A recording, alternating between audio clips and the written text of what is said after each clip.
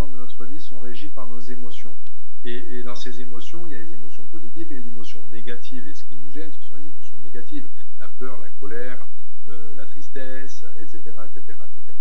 Et on le sait au jour d'aujourd'hui, le meilleur moyen pour pouvoir on va dire, se libérer de ces émotions négatives, bah d'abord c'est de les lâcher, de les libérer, faire ce que j'appelle la libération consciente des émotions. On libère les émotions. On pourra faire un webinaire complètement sur les émotions. C'est absolument extraordinaire de faire cet exercice de libération des émotions.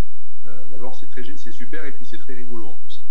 Mais puis surtout, il y a une deuxième façon, une deuxième approche pour se libérer de ces émotions, c'est de se remettre dans le moment présent.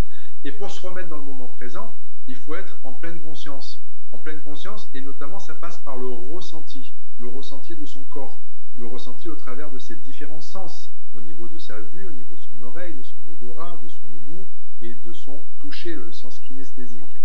Et ça passe aussi au travers de cette respiration, se recentrer sur soi au travers de cette respiration. Et en ça, la respiration a un impact absolument phénoménal, outre l'aspect neurovégétatif dont on pourra parler, mais un impact absolument phénoménal sur ce centrage sur soi, sur ce moment présent. Pourquoi?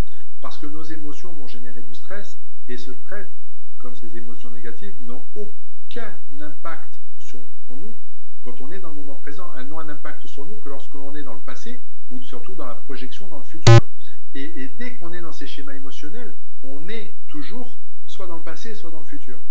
Et la respiration a de ça d'extraordinaire, c'est que dès qu'on travaille, qu'on est dans la conscience de sa respiration, je ne parle même pas de reprogrammation, je parle juste de conscience de sa respiration, on arrive quasi immédiatement à se remettre dans le moment présent, et dès qu'on est dans le moment présent, on fait lâcher ces schémas émotionnels, parce qu'ils n'ont pas d'emprise sur nous. C'est absolument extraordinaire. Moi, je le vois, je l'ai vu, j'ai accompagné des boxeurs qui montaient sur le ring. J'ai accompagné à Montpellier pendant quelques années, j'ai accompagné des artistes qui venaient à l'Arena ou au Zénith de Montpellier. J'étais l'ostéopathe du Zénith et de l'Arena. Et quand ils venaient, donc je les accompagnais avant, pendant et après, surtout, enfin pas pendant, mais avant et après le spectacle. On le voit systématiquement, les gens pour se remettre dans leur bulle, qu'ils soient boxeurs ou qu'ils soient one-man show, en one-man show, pour se remettre dans leur bulle, qu'est-ce qu'ils vont faire? Ils vont focaliser la main sur le ventre dans leur respiration. Ce qu'on va faire là tout de suite